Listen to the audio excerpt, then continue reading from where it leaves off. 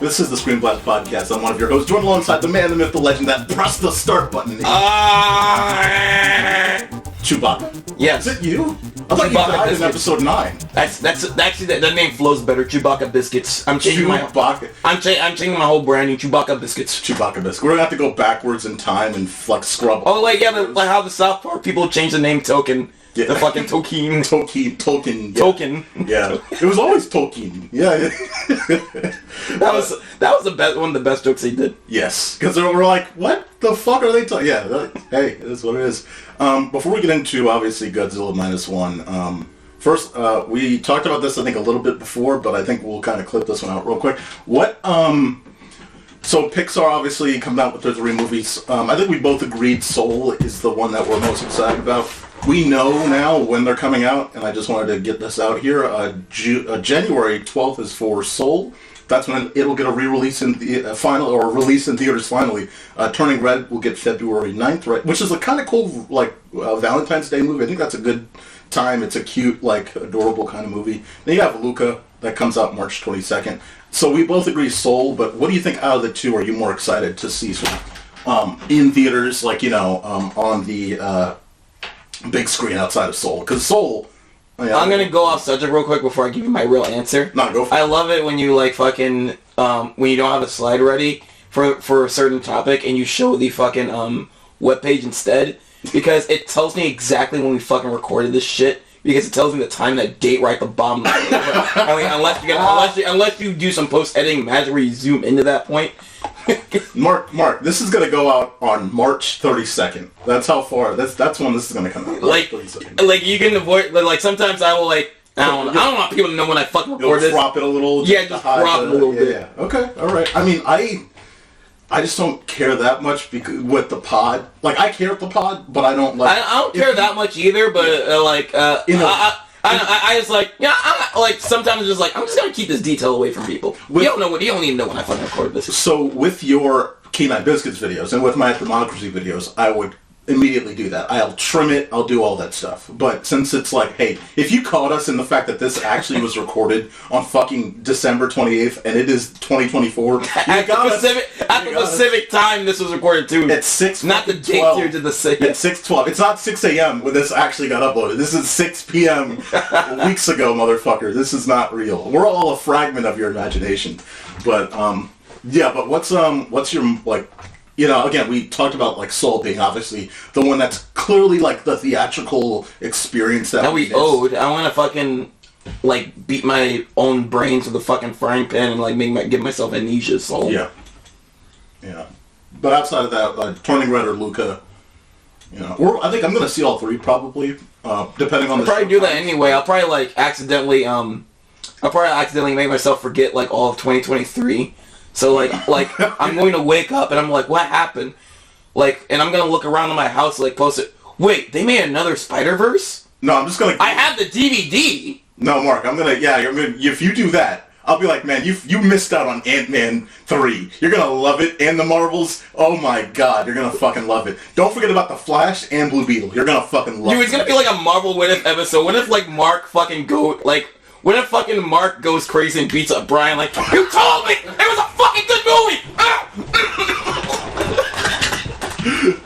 Find out next week. Find out next week. Holy shit. You said Secret Invasion was amazing! Could you imagine? Dude, look, it's 5 stars. What do you... Oh my God. Holy fuck. God, it's been so much shit in 2023, man. But alright. There was a lot of diamonds in the rough though. Yeah, but back on track though, between Turning Red and Luca, what's gonna be more interesting for you to see in theaters? Out of those 3? Out of the 2, because we both think Soul's gonna be the boom, theatrical experience we missed, really. But Turning Red, both. I'm fine with the fucking Disney Plus viewing. Because Soul's the main one that feels theatrical, especially that all black that scene where it's first dips into the Soul world. Oh my God! And it's all black, and it's I needed this in IMAX. Yes. Where was this? Yep. But Turning Red and Luca, I'm digging the arts, especially Luca. I love that. That's the most different art style Pixar has gone in a while. Like, if they wanted to sell the fucking Lightyear movie, they should have went with, like, some kind of weird different art direction, style. Yeah. Yeah.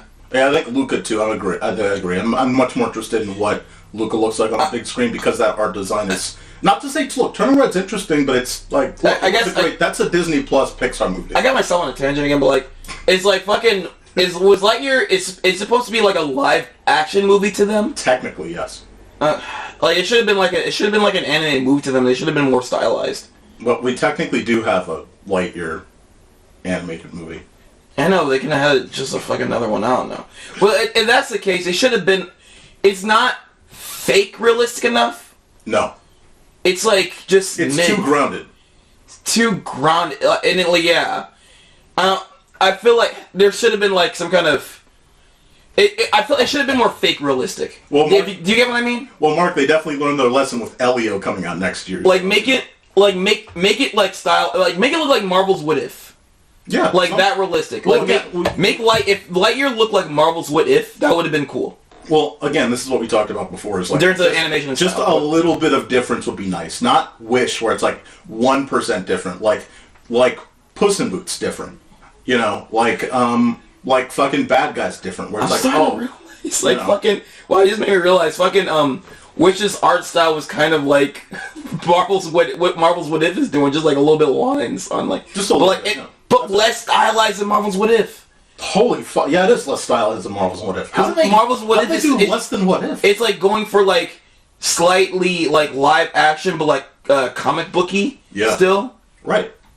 And it's less like because I was watching season 2 of Marvel. Again, they're more trying to do like watercolor, but I think they failed at it.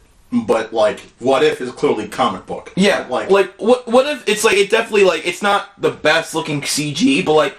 It's pretty decent for what the style they're going for. Yeah. Like I don't really have much complaints about it, but like now I'm thinking back at it, like especially season 2, it's a little bit more, it's more stylized than Wish. Yep. Fuck, it should have been like whoever, like they should have gotten the animation from fucking Marvel's What If they animate Wish. I mean, dude, it's kind of embarrassing when Paramount Animation and Nickelodeon Movies makes a better looking animated movie and does more with animation than Walt Disney Animation does. I mean, Sony has some beat like always till the sun goes down. All the way till the sun goes down. It's no contest anymore. Dude, Mitchell's vs. the Machines looks better than Wish. That one, that's not worth it. That's like fucking the ground to the sun. That's not, you can't make that. Then what is Spider-Verse? Huh? Another galaxy? Yeah, that's like from the ground to the fucking the black hole outside, like distance from the from like 2 Milky Ways over. 2 Milky Ways over. Take a left, another left over there. Yes. Yeah, man. Yeah, again, I just hope. Well, the sad thing is we won't know because this year I think we don't get a Disney animation except for Mufasa and Pixar. So they're off. It's gonna be so fucking good, man. And then the next time we see them is Frozen 3, which is fucking. It's cool, but we're not gonna get a different art. You know what? I want the idea. I have the idea. I want the idea of Mufasa. I hate the idea of Mufasa, so I want it to fail. Yeah. I'm going to be pissed if it actually does look good, and I'm going to be super pissed if it actually is good. Because then it actually proves that a spin-off to a shitty live-action remake was worth it. And not that it makes money. It's that it's actually good, and I'm actually liking what I'm seeing. I'm going to be pissed about that because I hate the idea of it existing. So now you know how I feel about Wonka. We talked about this on the phone. I thought you didn't like what you said. We talked about this on the phone. It's like, if I like it, it's like, man, like I wish that it would... I know, but I thought you didn't like what you see, though. You wasn't really into it. I wasn't into it. All right. Back to Mufasa, though, but yeah. Because like, I'm saying if like... No, I'm saying not if like... Because I know I was defending Warren. I like what I saw. But like, I'm just saying if I actually end up liking what I see from Mufasa, because I know like what's gonna happen. I'm gonna click on that Mufasa trailer. And I'm like, it looks good. It looks fucking good. Fuck. I'm gonna be pissed. I'm just. I want to look like shit, and I want to fit. I would be more pissed that it took them this fucking long to do something good with their live-action translations. Yes! That's what I'm pissed about. Because we're also, remember, same year, Lilo and Stitch. At some point this year, Lilo and Stitch. So don't, just don't forget. back of your head. It's just gonna come out like meow. Misa la Cuista. Me. Like finally like Jar Jar Binks. Meow la Cuista. Oh shit. Just like reuse the Jar Jar Binks smile like as an actor Jar Jar and just Binks. like have him cast as a role of Stitch. No fucking way. Just put him in. Misa la Cuista. And just have the worst looking. Come on, Lilo. Have the worst CGI blend as well, so it just looks like he's so out of place. Like have him look like he's from episode 1 still. But no, it's literally episode 1 Jar Jar Binks, because you give him no new voice lines. It's just him stitched into Stitch place. Like, that'd be atrocious. Funny enough, I think you could keep some of the fucking lines from the original movie when, like, all the aliens in that fucking council look at Stitch and like, what is that? Say something nice. And then fucking Jar Jar Binks is like, Misa Jar Jar. They're like, oh, and they all do the same reaction that they gave to Stitch. Dude, I know, because you mentioned, like, Disney can't have them because that fucking, it's racist. Yeah, apparently. it's not if it's racist now. Because, like, I did like the ugly Sonic joke in Chip and Dale, but, like, it would have been, like, 10 times better if it was actually Jar Jar. If they were able to dig into that. Because they wanted, because, like, Jar Jar Binks was supposed to be in that role, and it's like, now looking back, that would have been way funnier than Ugly Sonic.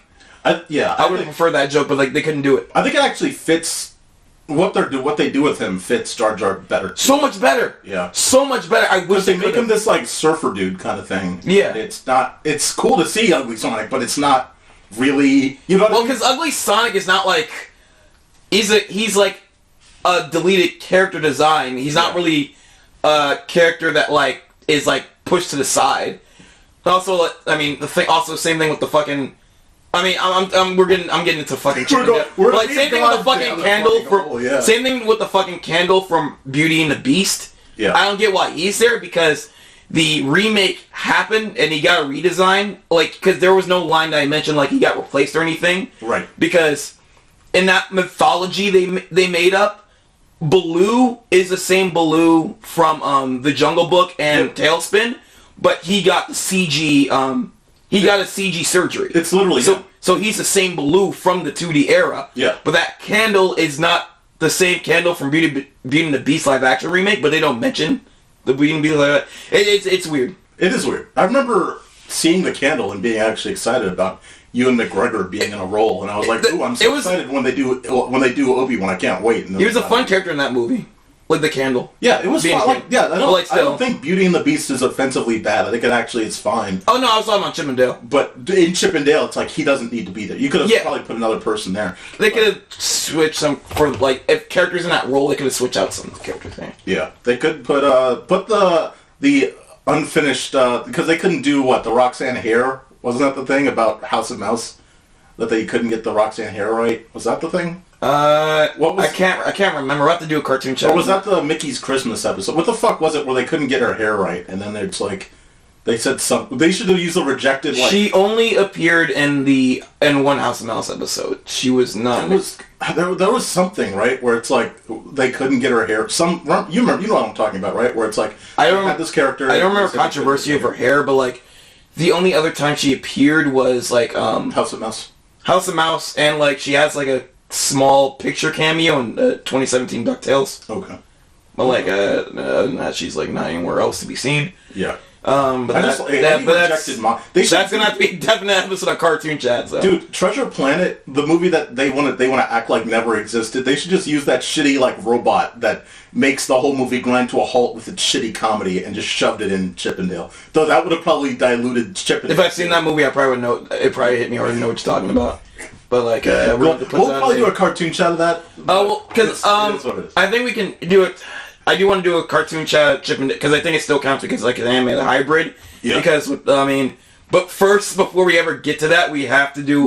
The lineup is going to be Space Jam has to be first because it's I'm surprised you didn't say Who's Framed Roger Rabbit goes first. Oh, because it's more significant to our era of growing up. Like how you mentioned you want to do the Goofy movie because it's like a rite of passage for every fucking cartoon podcaster or cartoon reviewer.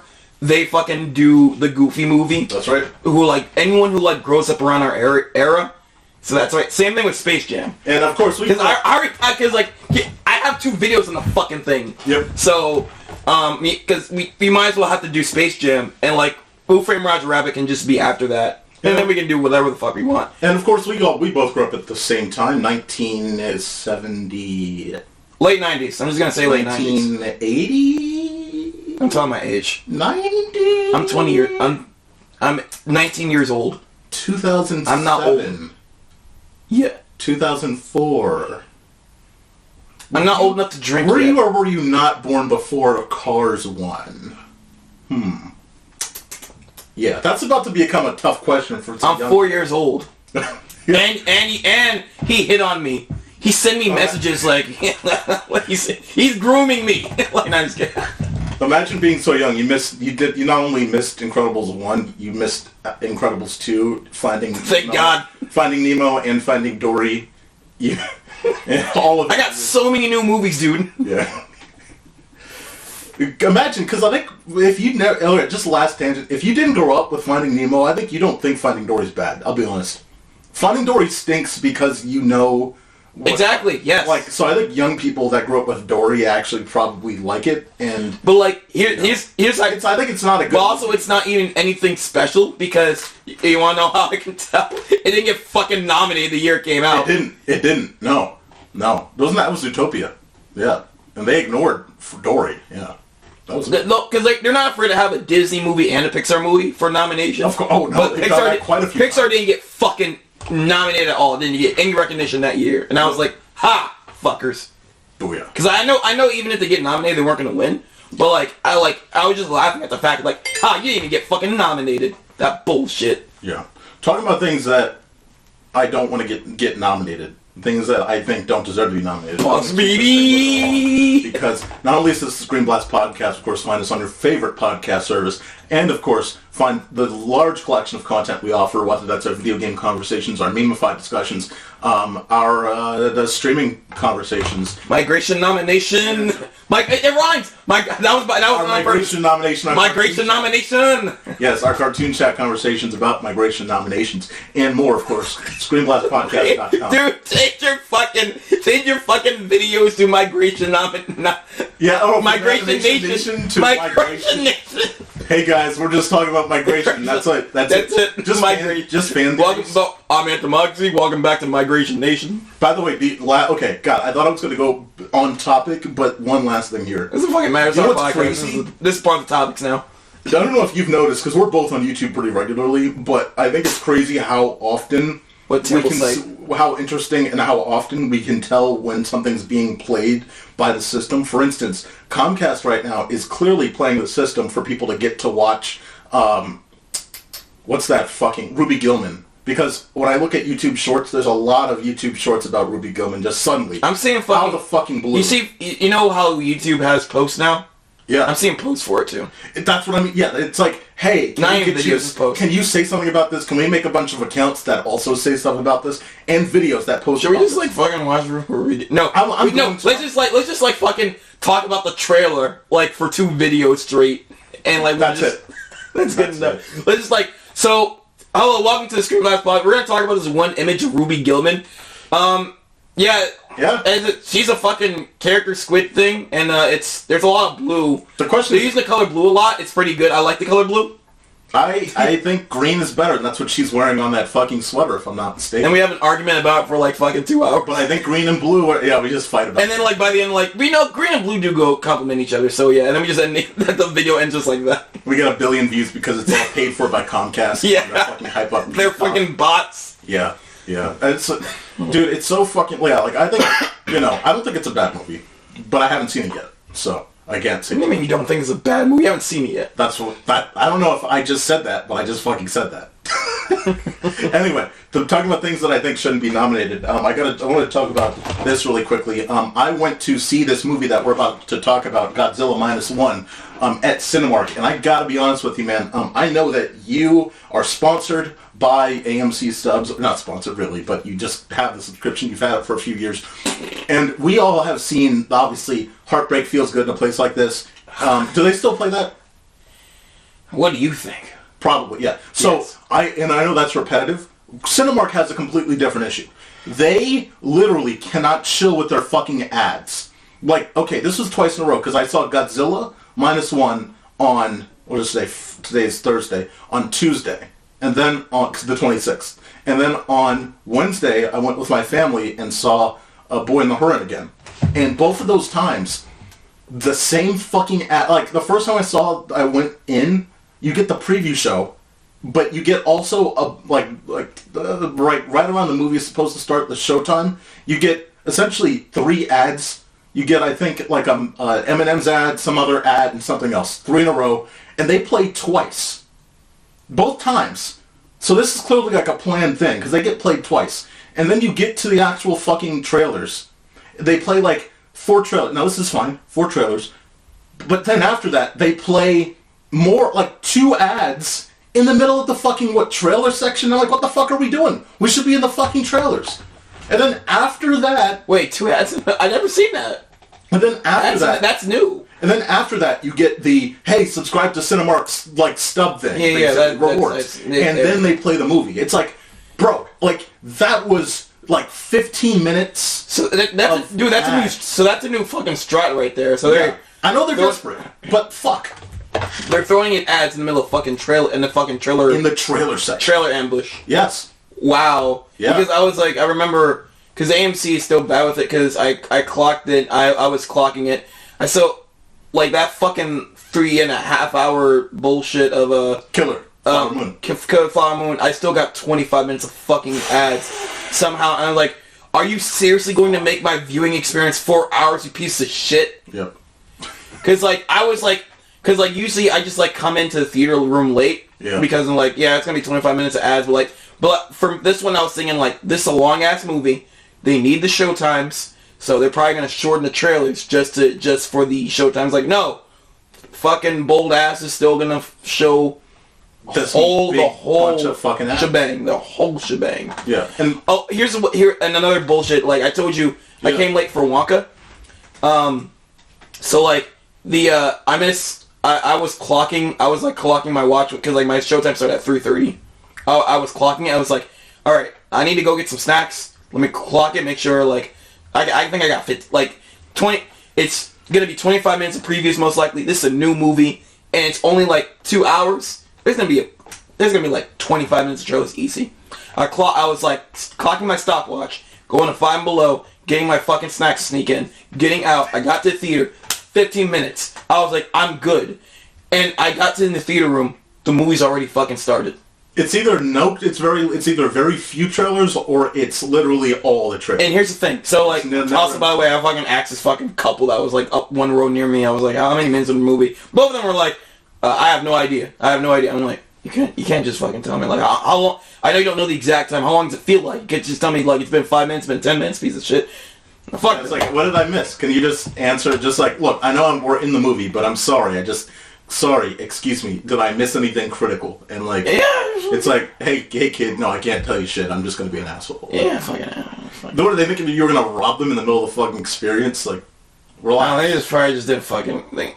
Yeah. Didn't feel like they want to give me a real answer. That's weird strangers talking to us. Yeah. That just again, Cinemark needs to fucking work. We know. Look, the theaters are losing money, obviously, but Jesus Christ, fuck, come on. But I told you, I didn't know how much I missed in Wonka. I was I probably missed 5 minutes or something. Yeah. So I told you I wanted to see what I missed in the beginning of the movie, so I waited for the next showtime after I finished the movie, just to see the opening again. And when I went to the next theater room, it was 25 minutes of trailers that time. I was like, what the fuck? Okay. So, and then the movie starts, and I'm like, I didn't see this, I didn't see this, I didn't see this. I missed a lot. I missed the first 15 minutes of the movie. So it was they probably, that showtime was probably the luckiest showtime I never fucking had. Was it two different, was that a more premium theater? It was a prime theater, and I got to the regular theater. And the regular theater had 35. Regular theater, they still always show fucking a fuck ton of previews still.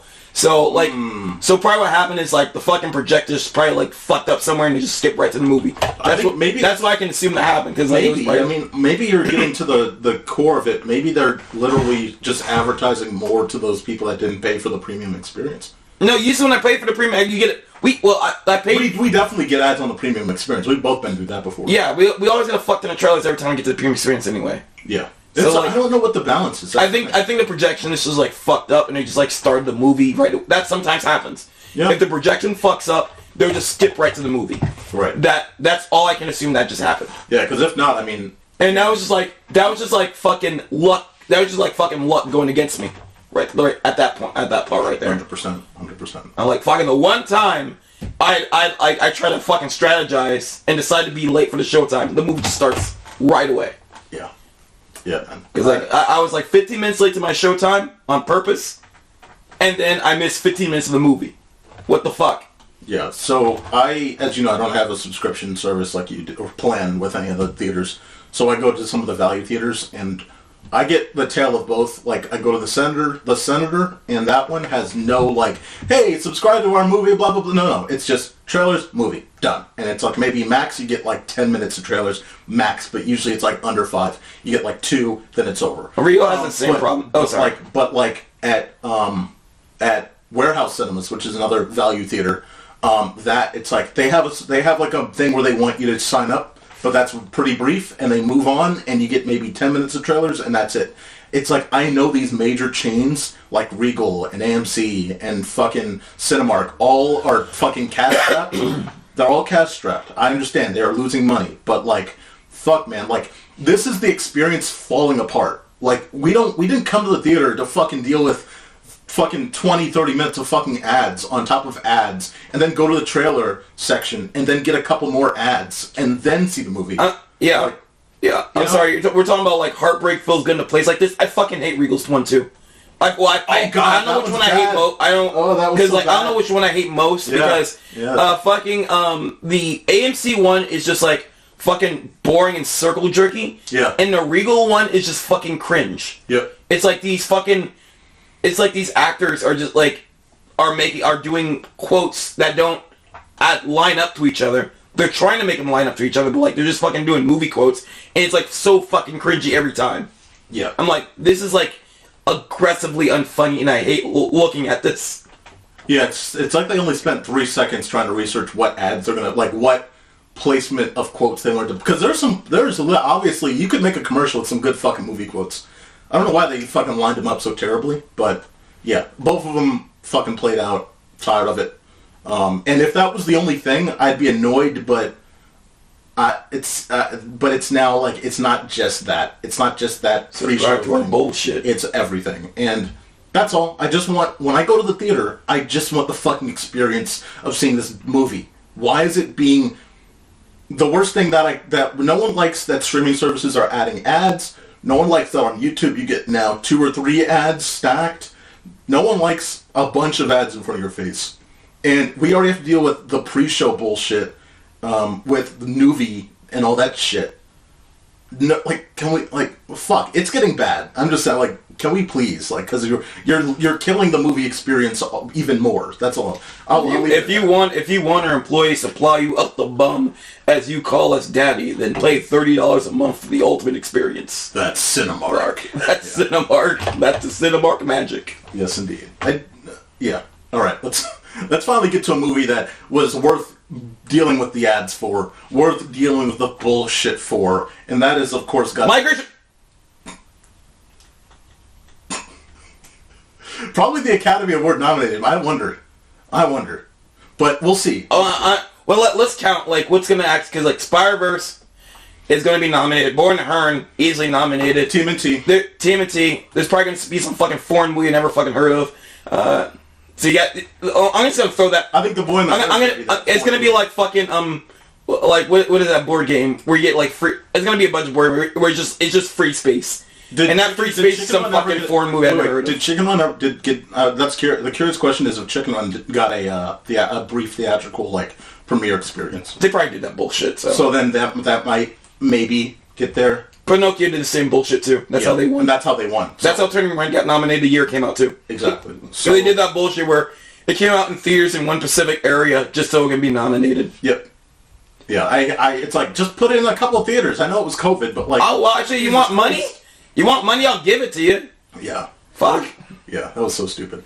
Yeah, but yeah, I don't know. Maybe there's some space in for migration. I mean, we know Wish isn't getting anywhere close to it. Yeah, Pixar didn't have... Well, Elemental, probably, because of its effect. Yeah, Wish is not getting there. I think the all-around across the board is like... Elemental... if that movie's not bad, it's just meh. Yeah. Wish. Elemental, Mutant Mayhem, Spider-Verse... Okay, Elemental's getting fucking picked. Yeah. That's 3. Boy in the Heron... Chicken Run. Chicken Run, potentially, if it... Okay, I think... That's the slot, probably. I think you can... I don't think the free space is even there anymore. Yeah. So, I think that's all the nominees. I think we just mentioned all the nominees. Leo should be in, but it's not going to be in. I doubt they even did a fucking mini theater run for that. Yeah, Netflix... That's not touching anything. No. So, it's going to be Chicken Run.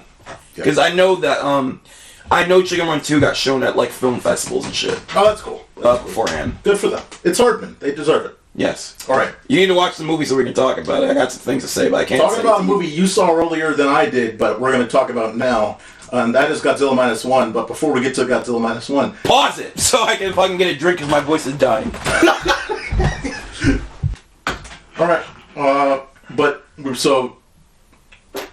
Godzilla. So we're going to... Before we talk about Godzilla Minus One, I just want to get an idea of, like, your perception of Godzilla. Because... Just really quickly, like, I think, this movie obviously will have significant legacy on the hold that it carries for us into the future. But prior to this, Mark, what did you think about sort of the giant dinosaur lizard being? What did you think about the legendary many films and shows and, like, whether it's stop motion, whether it's animated, whether it's live action, whether it's Hollywood, whether it's Japanese, whether it's not? Like, all the interpretations, like, we haven't seen all of them, but, like, what did you think about Godzilla in just your world, your mindset going in? I always thought the concept was cool. I never watched any of his fucking movies in my fucking childhood. But, like, I've seen, like, plenty of parodies of fucking kaiju shit. Not only in anime, but fucking American cartoons will reference kaiju shit a lot because it's fucking funny, because it's just giant animals, whatever they are, just like destroying buildings. That's right. It's always like a fun. It's just a fun and funny concept. It's also, especially you're gonna make it's a fun concept, especially if you're gonna make fun of it. Yes. It's like So I mean, I've heard it's like just like how I heard of like these pop culture movies I haven't seen before. I heard about it through the zeitgeist because so many things always make fun of it.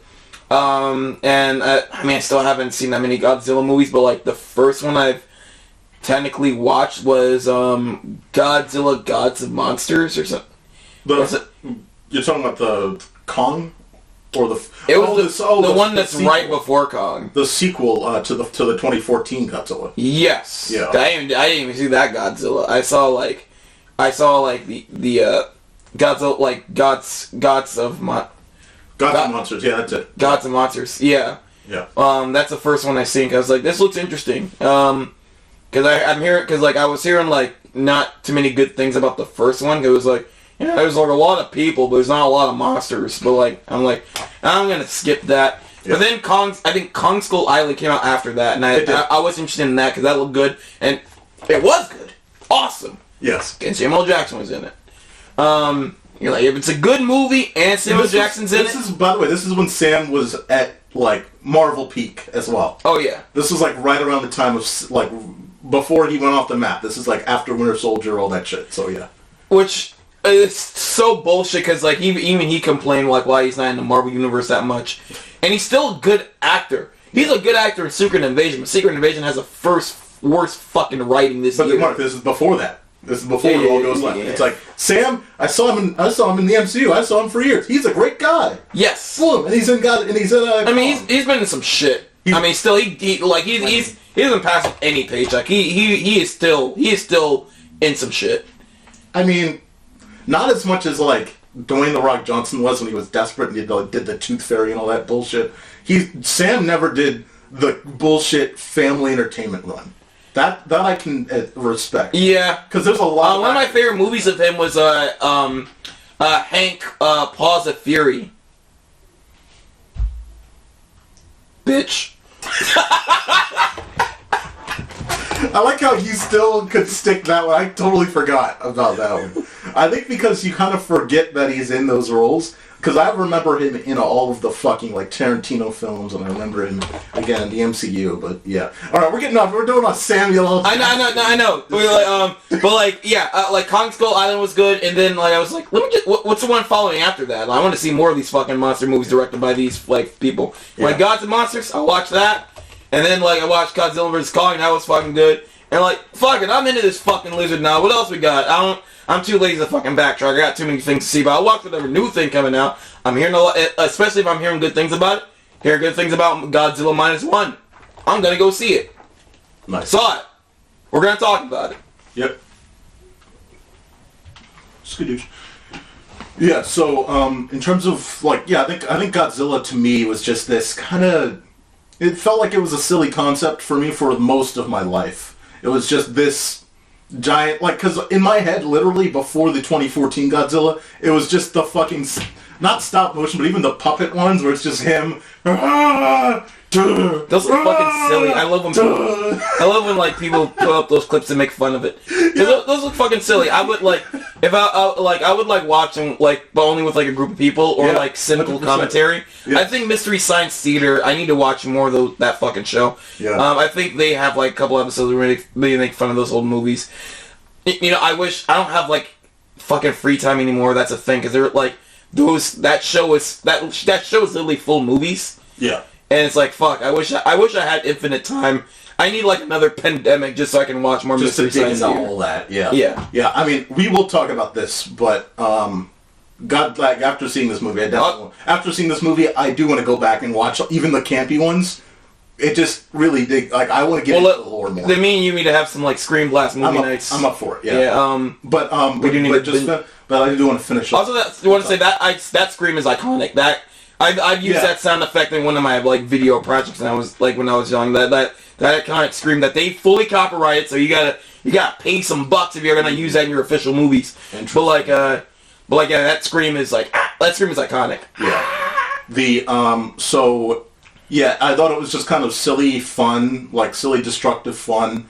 I didn't see anything. I just saw clips of it. So like I never saw the 99 Roland Emmerich one. I've never seen any Godzilla movie fully until the 2014 movie. The 2014 movie got a lot of flack. People were like, man, I didn't like it. Was very much like Transformers, where it's like, man, why does it have to be so human centric? All the action sequences were always like put to the side and hidden. That's what I've been hearing about. That's the big thing about that movie. It's like you get a lot of like. There's always like basically it's like they'll tease that an action. It's like Detective Pikachu, where they tease a big fight's about to start, and then cut to human doing this. I'll cut Detective Pikachu like a little bit aside, even though I'm not big on that movie. Is like that like at least the CG Pokemon are on screen for the most part because they're just following them around by the very least. Yeah, we just don't see very many action. Yeah, I'm going to go on another tangent, but like. You know, I love about Pokemon is the fucking battles between fucking Pokemon, and then like the Ticket Pikachu, they chose to do an adaptation on a fucking game, on a fucking one game that isn't about fucking battles.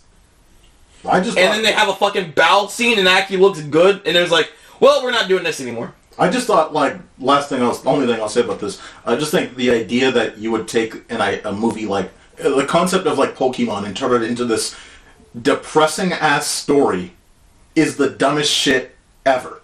You turn it into literally the most depressing story. The main character's depressed. The journey is like depressing until it gets fun with Ryan Reynolds. That's it. Like, what the fuck was like? God, that was so. You know, you can do a fucking depressed drama, but like you gotta have some like at least have some cool special effects action in it. Like, that was my problem. It was like Pokemon. It's about the Pokemon battles, and like there's a billion things you could have done with this. Well, I know. It's what they chose to adaptate, and they chose to adaptate the fucking recently released Detective Pikachu, which that game probably only exists so they can make a fucking movie. Like, they can make that fucking movie or some shit. Alright. And by the way, I also, side tangent, Detective Pikachu 2 on a fucking Switch was like shit. It was like a 2D. Also, the city that they went to was very generic and didn't have any real inventiveness outside of the battle area. Again, very generic, boring ass city. I just wish nothing had real taste and design in it. It felt like very generic with featuring Pokemon. That's all. Everything involving the Detective Pikachu brand is just like just like so underwhelming. It's just why. Yeah. All right. Moving on. Back to Godzilla. Last thing I'll say. That's so YouTube short. Take a Pikachu. Yeah. Godzilla, though. I think the thing about Godzilla is that, what is it? Again, 2014, not a lot of action, always teased it, and then it had the human element. And I thought the human element was pretty good, but then you get to you get to the second movie, and it was like, okay, alright, fine, and it's also like you get this moody teenager involved, and that sucks dick, and it's like, what? Okay, and then, again, like, it kind of sucks that a lot of people's first perception of Godzilla will be Godzilla vs. Kong, because we'll talk about this movie next, and I think that this should be the movie that gets them in, but that's the movie for me, was Godzilla vs. Kong, was like the premiere. Oh, this is the Godzilla experience. Okay, cool, alright. I mean, it's not amazing, but it's a great theater movie, and it has bombast, you know. I heard, like, the Japanese, like, movie that, like, came out in response to that one was also the same problem. I forgot what it was called. It was like Godzilla Kai or something. Yeah. But like it had the same problem where it was like too many people scenes. Yep. And again, like, that's why it's so interesting how they crafted this. Mark, we're gonna go ahead and get into the movie detail, and then we'll move into more of the sort of. Oh, it's called Shin Godzilla. Shit, that's right. Shin Godzilla. Yeah, what's the thing? Yeah, that was the the Japanese movie in response, like, but also that came out around the same time as like a. But the effects weren't good either on that. It felt like it was I haven't seen like a single frame of that, but like from what I heard through the exact guys, it was like a similar problem. Trailers came out for it, and it was like, It was like, okay, like, I would be interested, but it just doesn't look like they did a.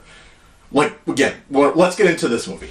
But yeah, like, yeah. I think for a lot of people, Godzilla vs. Kong or the Godzilla Warner Brothers legendary movies are kind of the American first sort of look for at least recent memory. And so now we're at a new stage. Now we're at Godzilla vs. Kong, and let's talk about it here. Movie detail. This was written and directed by Takaishi Yamazaki, produced over at Toho and with Robot Communications. It premiered back in October 2023, had a wider release in Japan in November, and came to the States right around that time too. Its budget, amazingly, it was under $15 million. Runtime of just over 2 hours, and at this point has beaten out Oppenheimer to become the highest rated film on IMDb of the year. Get wrecked. So, Godzilla vs. Kong, that's the what is it, the movie detail. Let's get into the cast and crew, though. What a lineup here, what a collection. Apparently a lot of these actors are absolutely legendary in their works, but of course we haven't spent a lot of time sort of looking at Japanese filmmaking, or a lot, like, some of these are TV actors that do a great job in TV, some of them are great film actors in the Japanese film scene, but again, I don't follow Japanese filmmaking. This is like the fastest I've ever seen a sequel being greenlit. Did they greenlit the sequel to this? No, this is a sequel. This is a sequel to what? Oppenheimer. This takes place directly after Oppenheimer. Oh my god. Jesus Christ. You can watch Oppenheimer first, and like this is the aftermath on the other side. Oh my god. You get the sad man, you get the man that's sad that it happened, then you get the people reacting to it. That's what Yeah, like, you can literally watch Oppenheimer before this, and this is like what happens afterwards. This is fucking Christ. Right, let's get to the cast here. You have Koichi, who is played by Ryusuke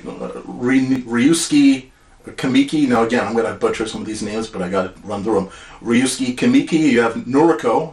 This is his significant other there, its partner, played by Minami Hamabe, or Hamabe. You have Shiro, the younger guy of the crew, played by Yuki Yamada. Sozaku, played by Muneta Aoki. This guy was the sort of mechanic there, who we see in the beginning of the movie and plays a pivotal part at the end. You have Sumiko, who is played by Sakura Ando. She is the neighbor when we see him at the main character's home. You have Yoji, sort of the older guy on the crew, played by Konosuke Sasaki. Man, these names. Japanese! And as much as I am a fan of Japan, I still need to work on these pronunciations. And Kenji, played by Hidetaki Yoshioka. They can read. Yeah. I love these frames you pick. Kochi's like, huh? Meanwhile, Noroku's like, huh? And like Shiro's like, and like Susaku is like, what the fuck? What? And like Sumiki's like, ha! And like meanwhile Yuji is like, oh! And like I knew you were excited about that. And then like Kenji is like, fuck. That's like you when you learn there's more muffins you have to bake before. Yeah. Are you fucking kidding me? All right, well, let's see here. Let's get into the overall of some of these pictures. Looking at them. Spoiler-free review, Mark. Before we get into obviously the overall thoughts on the movie. Dude, that's like when the fucking if there's like a fucking kaiju came to through our fucking city, like my entire like job stayed intact, but like the kaiju only somehow managed to destroy my fucking work. Fucking all the food in the kitchen. All the food, yeah. Not to remake it. Stop to make this shit, man. I don't know what you expected. It's the end of the world, but you better get on it. Yeah. What did you expect? Yeah. Spoiler-free review, Mark. What do you think about this movie? Great time. So it's just, I was expecting a fucking thriller, and like a fun thriller, and I got exactly that. It's just Jaws with a giant monster. If Jaws was a giant lizard, the movie and Japanese, that's what I got, and I'm completely satisfied with that. Yeah, I agree with you. I thought this was just going to be some simple simple CGI. It'll look fine, and it's a story with a couple characters we're not going to care about. We'll get to the action, and we'll move on. But in fact, this was a great time. It's one of the staples not only of this year, it's a staple of this decade. It's probably one of the better films of all of the 21st century just because of what it does with its runtime. And it makes you care about all the characters, and it's a great ride. It's an awesome fucking ride. I was surprised how much I cared about the human story. Yeah. I'm glad I did, because I made a movie more interesting. Yes, indeed. Right, let's get to the overall thoughts. All right, that was our spoiler-free review. Let's get to the spoilers. Mark, let's talk about the standouts, the positives, the things that we love. I don't think there's any negatives either, so we're just going to talk about this movie openly. Yeah, I love not only the way that they present Godzilla. Oh, you don't have like a fucking little standouts thing for this time? No. Because I realized we're probably just going to be talking about the positives. There's nothing... It's fun. Was there anything you found was a flaw in this movie? Fuck. I want to think of something, but I can't right now. I just couldn't. I'll get back to you on that one. I couldn't, because it's paced very well. There's no real moments where you're like, man, I'm looking at the No clock. English. Dude, No English. That's a major flaw. Why aren't they speaking American? Yeah, why aren't they speaking English? What the fuck are these? I can't read. What the fuck are these words? What the fuck are these symbols at the bottom of the screen? I can't read. I'm illiterate. Oh my God. What the God. fuck does that mean? Dude, I'm speaking gibberish. I'll be honest with you. Like, we talked about, obviously, before we got to the review, like, the previews. I held my ear, like, I already had to take a piss right as the previews ended. You know what's funny? And then, like, for what? We're like, so this is a Japanese movie with subtitles. What the fuck they should have done is, like, with everything, even all the previews, just make them all the Japanese versions of the movies and have subtitles at the bottom of them, too. Oh my like, God. You get the fucking Wonka preview. It's Japanese with subtitles. You get the fucking, I don't know, fucking, Aquaman 2 preview. Ugh. Japanese with subtitles. Everything Japanese with subtitles. I mean, that'd be an interesting attempt. I'd dig it.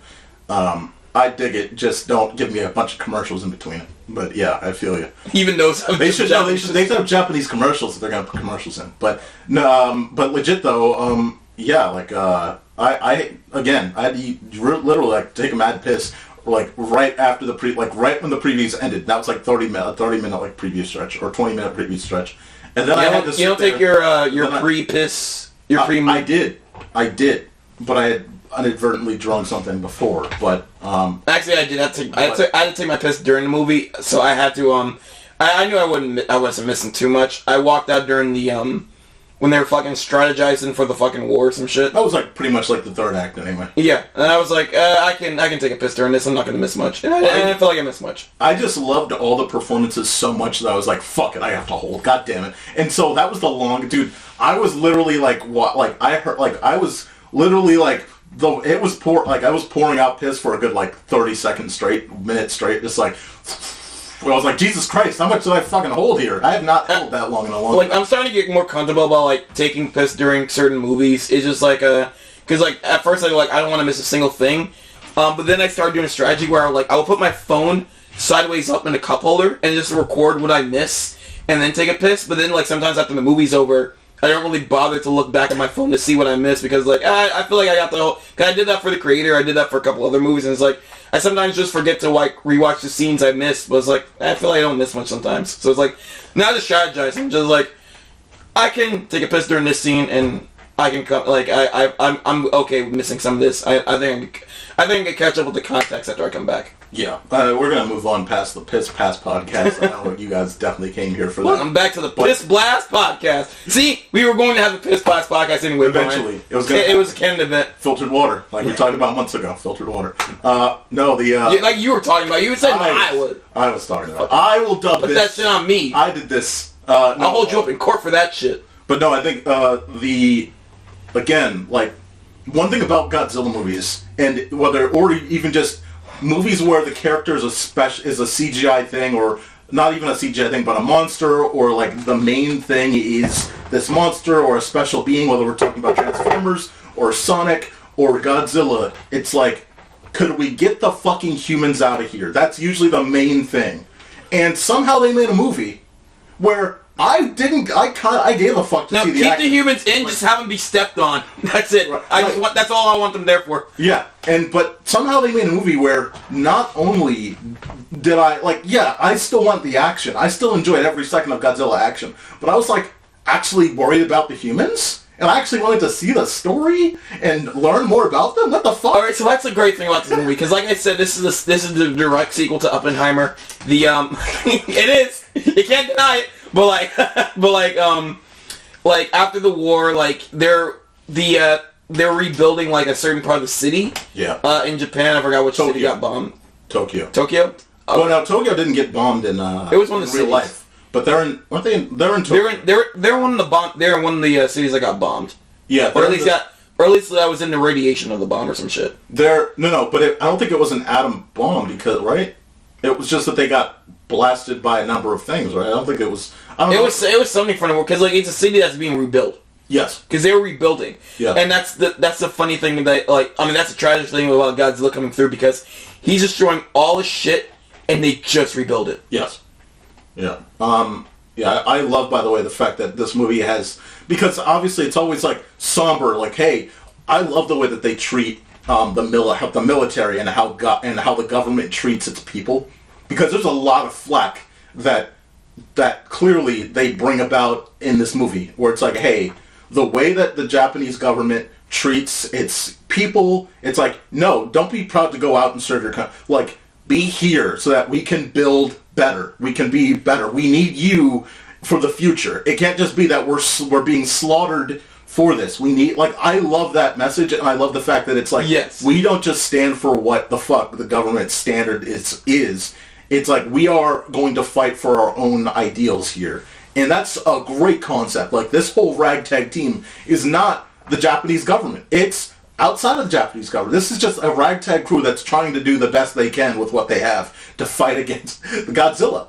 And I love that premise. Yeah, and the main Japanese military helping US ain't doing shit. Yeah, because everything in World War II is always like, it's always thought of in this like beautiful, like, oh yeah, you gotta be like, man, look at how amazing war is, basically. You know what I mean? It's always like, man, isn't this great? Doesn't this make you want to serve your country? It's never like, it's like, but instead this takes, and there are other movies, like there's Band of Brothers, a great series for the American side that does actually talk about it that way. I mean, I know a lot of other older Godzilla movies take place during war. I don't know if they touch upon that either. Yeah, but it's always like when you see like war and things, it's like, hey guys, come on in. You know what I mean? Like, you should be going, like, go now. And it's not like, hey, think about it before you do it. Like, maybe you shouldn't. Maybe the idea should be, let's kind of assess the situation instead of just blindly fighting for something that might end up killing everyone in the process. I love that idea. I really do. You know, again, like, the fact that this is under $15 million is nuts. It's nuts because this has some great set design. It feels like you're in the fucking... It feels like you were literally in a fucking blasted, destroyed city. And everything in this, and there's a few areas where it's like pockets of CGI, yeah, but like the costume design and the setting design, fucking incredible. Yeah, like Godzilla's not the most realistic creature I've ever seen, CG creature I've ever seen, but like, yeah. they did a good job of making the environment around him feel realistic enough. Yeah, and that's all that matters. Yeah, and I mean, besides like the character stories, like I also did care about the town. It's just because like usually when I'm seeing like from the past kaiju movies I've seen, or any other like superhero movies too, whenever I see like fucking buildings getting destroyed, like yeah, it's gonna happen. Like yeah, destroy my buildings. Yeah, there we go. Like I love like seeing every superhero or like whatever action movie is like when like the fucking character gets thrown inside a fucking office building. And you get like a small little bit of an office setting in a minute, and then they go right out of it. Yep. That happens like every fucking action movie. Yep. But I love it. Yeah. I think Transformers 3 did a really cool job with that. It even happens in video games too. It happens in Spider-Man 2. Oh my god. Like you're fighting the Sandman, and then like fucking Miles and Peter get thrown inside of an office building, and you have to fight inside of an office. But what I love here is like, and I think what you're referencing. Yeah. Go ahead. Sorry, go ahead. You look at your back. Oh yeah, like yeah, like. I love, like, you know, I was talking about the city being destroyed. It's like you seem like a kid, imagine like a 12-year-old kid, like you're rooting for. He's like building an amazing Lego set. And it's like, you go, little Timmy. He's building that fucking Lego set. And then like the 2-year-old baby brother is just like walking through the Lego set and he's just like smacking everything like, no! I mean, even Leo... He worked so hard. Even Leo had a good 30-second moment where it was Godzilla. Oh, yeah. You know, never forget that. But, yeah, like, I love the fact that... Like, yeah, you care about the... Because, like, they were just, like... They just came after... Like, they just rebuilt shit after the fucking explosion. But they also make you care because, of course... and one of the key parts about this movie is the personal connection. The relatability and the personal connection. You have the main character... Koichi, and he's like partnered up with this woman Noriko, who just has a baby, and I love the idea of the journey. It's like, look, this baby was like abandoned, left behind, and like I love everything about, like, it sucks the situation, but I love everything about how they get things get better for them, and they're a found family, and I love how it works. But we get to a point where she's like, I'm gonna work over here, and she's like, look, they really did a good job developing. It's really good over there, so you know. And then the main character even like hears where Godzilla's going, and you see, and he says it, and you're like in your head, oh fuck, that's where she is, and we get the shot of her on the fucking train.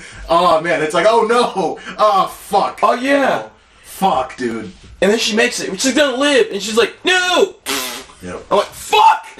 Yeah, I think the city destruction stuff, and fuck, the city destruction stuff is still like grade A for the amount of money that they spent on this, but like, and again, it makes you feel for it because of course here's the main character and he's clearly dealing with something, and he's dealt with something for the entire time, and he just finally is like ready to open himself up to this new thing, this idea of like, all right, maybe I should kind of work with her and we can become something stronger, and I can kind of stop closing myself up. Only for a couple seconds later, boom, here's Godzilla just fucking it all, and he's like, gotta fucking deal with it. Like, God, that sucks. Yeah, so, and like, the thing about Godzilla, he's become more and more threatening the more he's on screen, because like, alright, he's this indestructible fucking monster that's just like whipping everything, stomping on everything with his fucking tail, like, with his fucking tail and shit. Yeah. And it's like, alright, this is bad, but like, alright, let him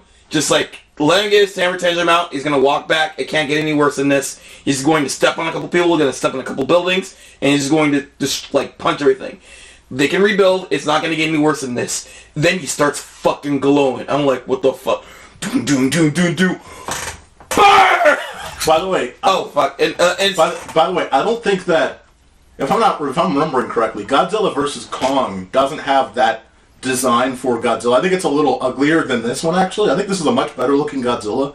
This one's Japanese. I think Godzilla vs. Kong, he's like a fat old lizard, but this one, it's like he looks better than he looks like in his prime. Yeah, I think the one they have for Legendary is a different model. It is. It's a completely different model, and this is obviously a completely different Godzilla.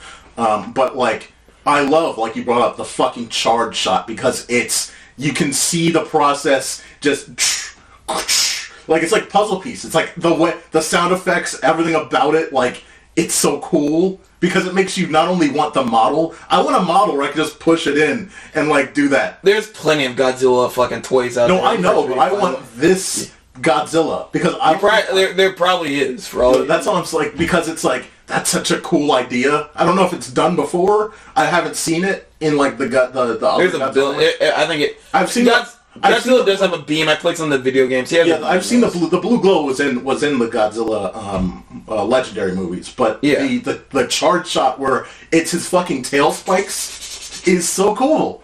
And yeah, man, like it sucks because I love that when he fires that shot, he's not aiming it up in the air like in the fucking like like in the fucking movies. It's like other movies. He's aiming it straight into like whatever air, like a Death Star kind of thing. And it's like, not only did he just like fucking put the city in ruin, he put them under a fucking nuclear explosion again. Yes. They just fixed it. Like you said, they just fixed it and here we are back again. Like, like he just does all that shit like, hey guys, remember the nuclear explosion you just went through? Yeah, this movie does a really good... This is a brilliantly constructed film because we follow this main character and we learn about what we already learned from the beginning what he's hiding from himself and what he's hiding from everyone else, what he's trying to sort of hide away from, almost like a Jonah type deal, where it's, he abandoned his post. He's supposed to go and literally kill himself for the cause. That was his job. Oh yeah. And we get in the very beginning, like the fucking guys, the mechanic is like, hey man, like, yeah, this bucket of bolts, I can't believe you flew it over here, but we didn't find anything wrong with it. So what the fuck's up with you? He came back dishonorable. And he came, yeah, and even like fucking Quagmire has more honor than him. You ever see that clip of Family Guy? It was like, Quagmire, what are you doing? I don't know. It's like my Japanese brother. But when he goes in for the kamikaze effect, yeah. But yeah, man, it like that whole thing running from beginning to end is so well executed because it's like it's a true thread. But that beginning part not only shows what we're dealing with this character and the weight of that, but like we get a Godzilla scene in the beginning. Like it's not you're not waiting for 20 minutes. You're not waiting for a character to like explain it finally. It's like no, what the character situation is. You also get to see Godzilla battles and you see the effect immediately. Like you got all these dead people and the mechanic is like, dude, you could have fucking shot him or something. And like, yeah, he probably would have died. The pilot would have died, but that was your job in that moment. And in fact, he's able to pay it off in the end. And I love that. And I love, everything about the way that at the very end he's ready to sacrifice himself, but then because he was given that blessing of like live from the mechanic, he's waiting for the mechanic to say it. And the mechanic's like, hey man, I gave you the parachute. Just pull it out. Live, man. Live. Don't fall. Yeah. Because he would have done it if not for the pilot, the mechanic working with him in that moment and having to be able to have that moment with the mechanic. So everything from beginning to end with the main. All right, so here's the kill yourself button. And here's the button not to kill yourself. Please press the don't kill yourself button, please. I thought before that when he said the bomb prime thing, I thought that was the eject button. I thought he was hiding the fact that he built an escape thing from him at first. But then we learned in the flashback that he actually told him. I think that just makes it better in the end. Yeah. By the way, great child actor. Because I think she, right on cue, does the baby cry very fittingly. And also is adorable. And also is just, I think, great kid character that just isn't annoying. When it just turns into a cartoon, it's like, this is the eject button and this is the self-destruct button. Do not press this button. Boop. And you press the self-destruct button and it's like cartoony, like, he just like, the planet's... Fuck.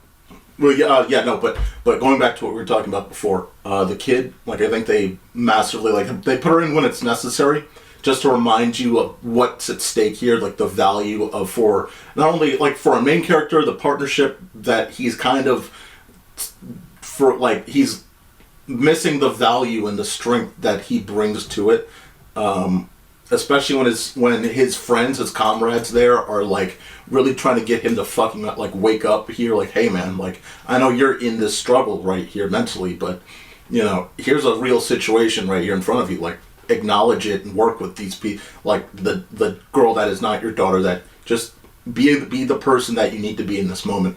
And I love every time they come back to her. It's like, again, it just reminds you of that. It's not overcooked. They don't like go back to. It's not like, there's so many Roland Emmerich disaster movies where they have this shitty family and they go back to the shitty family at the worst fucking time, and it's always about the fucking moody teenager or the kid, and it sucks. Here, it's like everything works. Oh yeah. Also, what I like about the story is like sometimes you expect the ending result is like the main character, like especially for like a disaster like this shit, like the main character is probably going to sacrifice himself. For with this one, they already seemingly killed off the wife. And it's like that child is like he's the only parent to that child. Yes. So it's like, all right, if you don't feel good about the ending. If he's going to sacrifice himself, that's a lot at stake. Yeah, it's a really tough thing because you can understand his mindset at that point, but you also, again, I love that duality, like you said, because it's like, oh fuck, now I don't feel good that he does it. Like, I understand why he feels that way, but I don't feel good about him leaving this person behind. As much money as he wants to give the neighbor, it's just not a good feeling. Yeah, like there's some movies where you can see it coming or you feel like it's going to happen. Like, I mean, spoiler alert for the creator, but like I felt it was coming for the creator. Yeah. You know what I first thought when I saw that he was gonna work with a plane?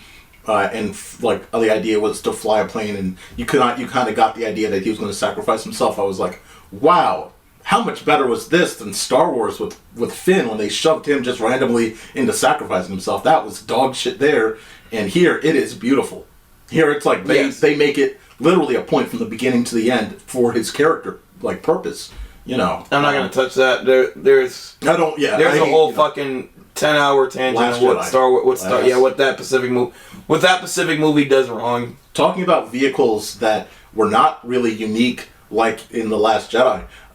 This movie, generous, by the way. This movie has like one of the coolest looking crafts ever, and I think it is a concept craft from one of the Japanese manufacturers of the time. And it's just like, here's a plane with a fucking prop in the rear, and it looks so cool. It's like, it's not a normal plane at all. It gives it a distinction. You're not just dealing with the same old planes. Here's a literal concept plane, and it looks so cool. I want a model of this too. Like, it just brings even more pizzazz to a movie that has a lot of it to begin with. Oh yeah. Yeah. But yeah. I think it's really nice that, again, like, you compare this to some American disaster movies, and it always goes out that someone has to sacrifice themselves, and that's for the greater good, and then the family's happy. But instead, we get a movie where not only does the family still come back together, but you feel like everything is so much better. Like, it really leaves you in an excellent way, because he now has that significant other that he can work with and help her. And obviously she'll be injured in the future, but it's one of those things where he can help her with that, and he wants to be there now. I'm trying to think about throw disaster movies that came out this year. I mean, not this year, but I'm saying like just the history of like shitty, like, because the guy that I think of all the time is Roland Emmerich. He's the fucking disaster king, and he'll just shove a family in there, and it just doesn't fit. The action sequences happen, and the family's usually in the middle of it. Here, again, when they have all of the people involved, it's like the significant other, Noriko. Again, she's on the train, and it gets picked up, and then because Koichi is so caring, he gets down there and he tries to save. It's all critically important, and it doesn't feel like it's out of place. So this whole story, when you have the disaster, the family and the disaster, and the loss of the mom, and the not mom but is mom, Noriko, it all blends in so well, and it makes the pacing better, and everything's great here. Oh yeah. So I know you felt like I didn't know if you were trying to. Oh no, I think I said what I need to say, but shit. I have my ending thoughts. Oh. Well, I'll wait to say it when we're ready to end it. Wanted to talk about not again, but I think one of the things that a lot of movies this year and in past and just overall in these action movies they fail to do is they talk about a plan, they talk about a battle strategy, and usually it's a shit concept and it looks like shit, and it's just like, and you got just boring exposition. And it's boring exposition and it doesn't make sense. Here, not only do you already know the scientist, but it's like the setup for it. It's like it feels like it's like Independence Day. Yeah, it's like, man, like that's the vibes I was getting. Yeah, it's like this is the final thing. It's now or never. We need all of you here, and again, I love the actor who plays the scientist, Hidaki Yoshi. God damn it, what is it? Hidetaka Yoshioka, something like that. Like the guy that plays Kenji. It's like he's a scientist, but he plays like when he's serious, and he plays that very well. Where it's like when it's casual and it's time to be loose, he really fits that. Like and kind of go with the flow. But then when it's time to go, like when he knows what he's like planning and things like that and execution, it's serious, it's to the point, and he plays that like that.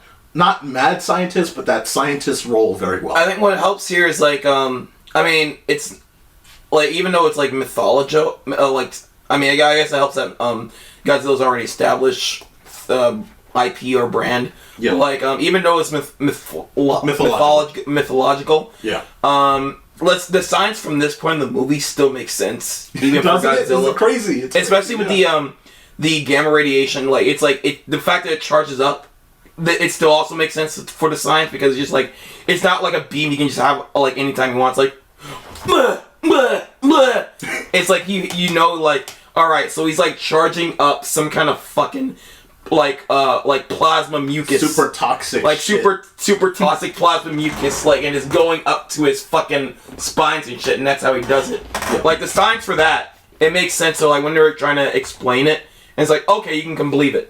Yep, and also of course, and like when it's like fucking these, any kind of like these alien monster thrillers where the whole town's at stake.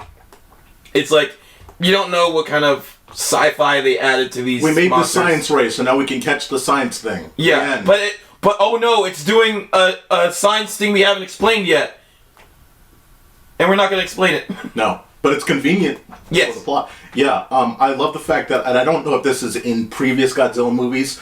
That weren't from the Warner Brothers Legendary set, but when the fish, like the idea that the misnomer, the catch is that dead fish start to come up out of the sea is a brilliant concept. It's a great idea. You know what I mean? It's yes. Like, oh shit, like that's a good catch because it's like this giant thing that's super filled with radiation. Yeah, that would instantly cause an ecological nightmare. So I love that every time that it appears or is in the area. All they have to do is look toward the sea. It's like, oh shit, got a bunch of dead fucking fish, guys. That's all you need to know. Yeah, that's like one of the scariest parts right there. Yeah. And there were moments where, again, like we talk about, like you said, not the most. Again, this is not like. Now, here's the thing. I think it's better than the Marvel CGI, even though it's $15 million. But like, it's not Avatar 2, right? But but there are battle sequences here that are amazing. Where you just have, for instance, like you have these World War II battleships that are just trying to combat. Like I think the first real combat sequence is you have the boat, you have all the main characters on the boat, and you have the larger vessel coming in, and Godzilla just comes up and just like they're trying to, and everyone on the ship is trying to attack it. They do a little bit of damage, but not enough damage, and it's, you know what I mean? Like it's such a cool sequence like, because that's my favorite part in most thrillers. Going back to that fish scene, it's like when the monster like leaves behind their evidence or their damage, and it's like, oh fuck, he was here. Yep. Or he's near. Yeah, and that's why the beginning sequence is so good too, because it's just like.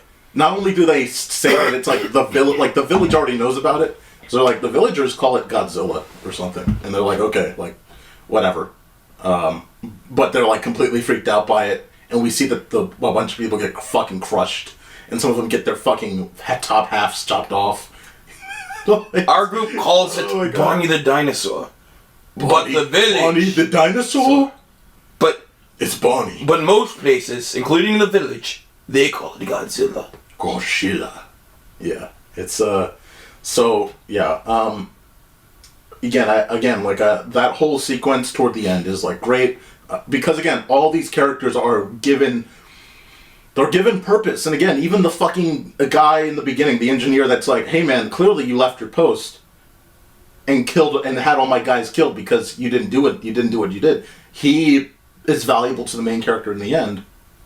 All of it matters. and I think I just don't remember the music because I watched The Boy and the Heron yesterday, and that has a great score. I don't remember if this had a great score. I'm sure it does, but fuck, my brain doesn't remember. I mean, it does. I mean, if you don't notice it, then they probably done their job right. It didn't, yeah. If it was bad, you probably noticed it. Yeah, but I know that it's fucking. I know that it's like whatever score they have, it is fitting with the music, especially Godzilla's main theme. Yeah, like I love it. They kept bringing it back. You know it when it comes up. Dun dun dun. Yeah, man, it's like, oh shit, here it comes. Yep. Shit, like when you see his last scene, think that shit's got real. By the way, I don't know if the reference. I wonder if that reference to the guys on the rooftop is a reference to an older Godzilla movie, because it felt like they were like speaking in the way that older Godzilla. Probably like you know what I mean? Like how older Godzilla movies report Godzilla. Dude, like, you know what I mean? We there's probably like a shit ton of references to older Godzilla. There's older Godzilla movies. It's just like we haven't seen it, so like I don't. It could be, but like we don't know. Like maybe who knows? This whole movie is probably fucking unoriginal. But we haven't seen older. We haven't seen it, so it's revolutionary. Yeah, so I don't know. It's like Secret Life of Pets. I mean, I can't really speak on that part if it's a reference or not. Yeah.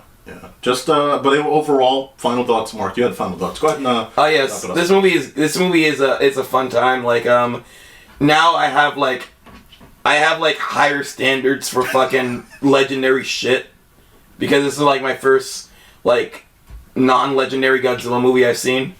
It makes me kind of want to see older ones. So they're probably not that good. I don't know, but like I'm just curious now. Yeah, I'm just curious now. But like, fuck that got. I mean. That Godzilla vs. Kong movie, it's just like watching like fucking wrestling. That's what it's fun. It's just fun fan service. So if it's more of that, I'm fine. But like, I mean, if you're gonna have like some filler parts with Godzilla, I mean, you want to take some cues from this one. Like, this is a good time. So the only thing I want is like, for all I need for like a sequel or another Godzilla movie is, I want just like a full ripoff of Jaws. I want like three bros isolated on the fucking island.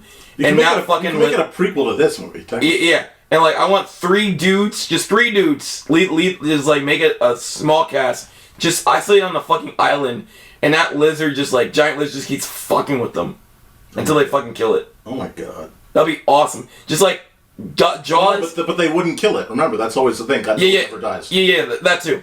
But like, I mean, I want Jaws, but Jaws is literally a giant kaiju. It's like they referenced it a little here, but they didn't fit that. And I appreciate it. It's like, here's a little bit of it. This is almost Jaws. We're not going to fully do it. Yeah. I appreciate that. This is like almost Jaws. So, you brought it up. You brought up the next Godzilla Kong. And like, here's the thing, right? Like, it's kind of like when all I could think of when I finished this movie, and I thought about Godzilla Kong 2, was like, fuck. I feel like Mark does when you brought up Kraven coming up next year. Like, I don't want to see Kraven in this light. It's like, I don't want to see fucking chubby ass generic looking Godzilla in a. Well, I do. Look, here's the thing. Like, the fights are cool, but like the fucking human characters suck. Especially the main teenager sucks dick. The action sequences are great, but everything around it is, the CGI is worse. The action sequences are great, but like everything else around it's clearly going to be like lesser. Well, I told you this is the new standard. This is the new standard. Well, I told you about it's even worse after playing, because like the Kraven movie's even worse after playing Spider-Man 2 for the PS5, because Kraven's the main villain in that one, and like he's a good villain in that game. Yeah. And like now you just want to see him get beat up, because he's like fun. He's like fun to hate. That the character of Kraven in Spider-Man 2, he's fun to hate. He's a fun villain. So you just want to see him get like fucking fights Peter Parker and get beat up. And now you're telling me, hey, watch this movie where you have to root for Kraven. And it's like, why? Villain. Just sympathetic villain, yeah. I don't want this. Yeah. Again, I just, I want to see him get beat up. That's all I want, man. Come on. Yeah, so we'll see with that movie, but we'll obviously notably see what they do with Godzilla, with Warner Brothers, the company that I don't care about at all anymore. I lost all hope for that, but but we'll see what they do. You had hope? Back in the day, Cartoon Network era. But everything that they've done over the past, 48 months is just, drain material. Fuck.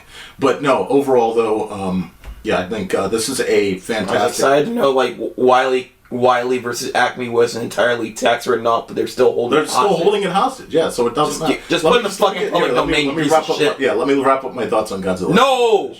All right. I think before the fucking computer crashes again. I know, yeah.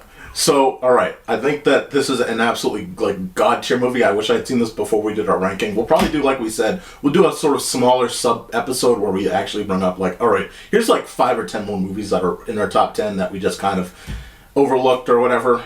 Because, again, The Holdovers, I didn't put in my top 10, even though that is a movie I definitely would have put in my top 10. I already seen this movie by the time we were doing the top 10. I still... Didn't you put it in your top 10? No. I was... What the fuck is wrong with you? Huh? The fuck is wrong with you? There was movies I valued more than this, but still, this is like... I think this is better than the Mario movie. Huh? Better than the Mario movie. I appreciate the Mario movie for different reasons. Like, my top 10 list is weird. I put Slam Dunk in my number 2 for specific reasons. Yeah. So, I mean, there's, like, movies I value for, like, specific reasons I value more than other, but, like, they're not... In terms of, like, recommendation, they're not better than... In all of them, like... like, my number 2 is probably not better than most of the movies that are, like, in a lower list, but I like it on that level for a specific reason. So, I feel you. Yeah, it's weird. I mean, that's the whole thing. The top 10 list is all personal. Yeah. So, like, I probably should have put in my honorable mentions, but, like, I already had, like, enough movies I mentioned. I had, like, fucking three honorable mentions, so it's like that. Also, we were just, like, kind of holding off thoughts on this, so... Yeah. But yeah, overall, let me get to my actual points. I think this is a fantastic film. I think this is not just for Godzilla fans, this is like a great entryway into the idea because it introduces you to characters that you're going to end up caring about. It introduces you to Godzilla in a way that other movies kind of don't do as well of a job in execution. It's one of the better monster movies. It's one of the better just destruction movies. It has some great action sequences. It has great battle strategy. And there's a lot of movies this year that could have had all those that just failed to deliver. So what we have here is one of the better movies of 2023 with a foreign cast that absolutely brought it to the table. Everyone here is fantastic. Everything here is awesome, and I'll definitely be getting this on DVD whenever it comes out, just to get more behind-the-scenes stuff. So I'm very curious whenever this comes out to learn more, and I'm very thankful that this got an American release, and I'm just very curious to see what happens next and how Godzilla vs. Kong is. Because it kind of looks like they're going to be too CGI heavy, but it doesn't matter. Doesn't matter. This movie did come out this month. This is just my new gold standard. That's all I'm saying. This movie did come out in December. This came out in November in Japan, but I think it got late November because it was already out during the Boy and the Heron. That's the thing. Boy and the Heron came out early December. Well, I'm gonna say like I can easily say like the best movies like this later holiday season. Is this and Boy and the Heron easily is like I'm gonna be honest, the fucking Japanese movies are killing it. Boy and the Heron is starting to sink for me because again I saw it twice, and both times because I thought the first time maybe after second viewing I would like it more. Rather briefly, just tech stuff. Rather briefly, it just this once you see it a second, it's like it feels like the journey is just like the Snyder Cut. Or Justice League the original, where it's like there's so much missing here that clearly should have. It's like I wasn't planning on watching it again, but I thought it would have like the opposite effect if you watch it again. It's clearly it's got great sound. It has great music. It has some of the best animation and art direction you're ever going to see in 2023. But this is a film that clearly deserves to be 3 hours long, and it's 2 hours long. There's like so much cut out. There's so much shit that's missing. There's so much in terms of character development and where certain characters go and then they disappear and then they never show up till the end and then suddenly it doesn't matter. And it's like, what happened there? And so... What did you do? Yeah. So, that's... it's fallen a little bit. In fact, I think Elemental and even TMNT might be better than than Boy and the Heron, but they didn't come out in the fall. So, in terms of the better movie, obviously Godzilla is a much better rounded movie. But you can't go wrong with just watching the beauty of Miyazaki. Yeah. I mean, I wasn't so big on it. That's why I didn't even make any of my list. Yeah. But, it was like I enjoyed the animation, but it's like I'm gonna be honest, that's all I enjoyed from it. Yeah. Besides I enjoyed the animation and I love I love like everything before you got into the other world. Yeah. I was digging everything before you got into the other one. When you got into the other one, I was like, okay, I'm just sort of trying to figure out things. Because like when we were in that this is the point in her conversation, but when we were in we were in the I just repeat my sentence. Yeah, I cut this out. But like when we were in a normal world for the beginning of the movie, yeah, I was enjoying that. Right. And I was probably because it was a world I understand, but like I like that part. Yep. Again, this would just be to relate it back to Godzilla Minus One. This would be the equivalent of if 40% of this movie was spent in Tokyo with our main character, Tokyo, and then suddenly he was dragged underwater by Godzilla, and we learned there's a place that is super fun and mystical, but then you go into 5 different settings in the underworld setting, and so you're speed rushing through the end, and then he comes back into the fucking Tokyo, and they try to do the final battle sequence in like 10 minutes. That's the equivalent here, just too rapidly paced toward the last half of that movie. So that's gonna wrap up our thoughts on the Boy and the Heron, but more importantly, it's gonna wrap our thoughts on Godzilla Minus One, guys. This has been ScreenBlast Podcast for the probably last episode that we're gonna record for 2023. So you're gonna get this in 24, though. We appreciate all of you for enjoying our content over the past year. And for more, of course, go to ScreenBlastPodcast@gmail.com. Of course, I'm one of your hosts, Bryan the Baltimorean. Find me at Bryan the Baltimorean on Instagram. Find me at BryFrom97 on, Switch Online. Go ahead and check me out. BryFry90 what? BryFrom97 on Switch Online. Oh, you said BryFry97. Like what? That's a funny name. That would be a BryFry97. That might be a cooler one. BryFry97. And then, of course, you can find me at Democracy, ATHEMOCRACY.com, or at Democracy. What up, everybody? It's your boy BryFry97. BryFry97. I'm gonna be honest, that's not a bad name. If I had an animated character version of myself, I might call myself. VTuber Bryan. I might do that. I might, you know what I mean? Just for the I'll draw him for you, BryFry97. Whatever your interpretation is, I'm actually curious. I'm like, this probably won't happen. But where can they find you? At K9 Biscuits. That's K9BS. Fuck. I'm fucking. It's a fucking sickness I'm trying to cover. Really gotta cut out that part where I repeat my sentence like fucking 3 times, even though I do that all the time anyway. I'm gonna keep all this in. No, but like that's K9 Biscuits. That's K9BISKUTS.com. And it will bring right to my YouTube channel. Like, at the time of this recording, there's a new video! Check it out, guys. I got a video! Check it out. Now you can't say that it's been a year or some change since the last one. Ignore the gap! There's going to be more coming soon, too. Ignore that fucking gap between that one and the last one. There's more coming. This channel exists. Check it out. Guys, we appreciate you. Stay tuned for more. Logging out, everybody!